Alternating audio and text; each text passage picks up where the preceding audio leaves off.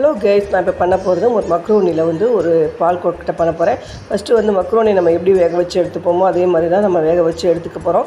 வேக வச்சு வடிகட்டியாச்சு. பால் 6 லிட்டர் கிட்ட எடுத்திருக்கேன். அதை இந்த மக்ரோனி அதோட சேர்த்து ஆட் பண்ணிவிட்டு நம்ம வேக வச்சுக்க வெந்தது தான் அது. அதுக்கப்புறம் குங்குமப்பூ போட்டு, ஏலக்காய் தூள் போட்டு, நாட்டு சர்க்கரை போட்டு, தேங்காய் பூ போட்டு எல்லாத்தையுமே நல்லா சூப்பராக அப்படியே கிளறி விட்டால் சூப்பரான மக்ரோனி பால் கொழுக்கட்டை ரெடி. நீங்களும் இதே மாதிரி ட்ரை பண்ணி பாருங்கள். பிடிச்சிருந்தா நம்ம சேனலை சப்ஸ்கிரைப் பண்ணிக்கோங்க, ஷேர் பண்ணிக்கோங்க, மறக்காமல் சப்போர்ட் பண்ணுங்கள். நம்ம அடுத்த ரெசிபி பார்க்காதீங்க. டாடா.